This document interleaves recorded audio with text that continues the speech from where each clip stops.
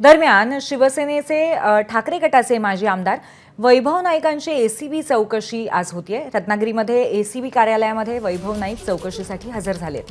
गेल्या 2 वर्षांपासून वैभव नाईकांची एसीबी चौकशी सुरू आहे।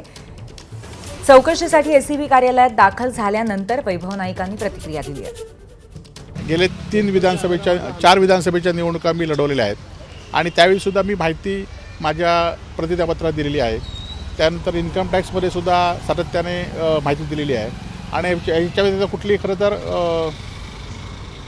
एसीबीची एकीकडे चौकशी होत असताना एसीबी एखाद्या गुन्ह्याची चौकशी करू शकते, परंतु इन्कम टॅक्स हे त्यातले निष्ठान असतात आणि त्यांनीसुद्धा माझी 2 वर्ष 2दा स्क्रुटिनी केलेली आहे आणि त्यामुळे अशा सगळ्या फाईला मी त्यांना घेऊन दाखवलेल्या आहेत।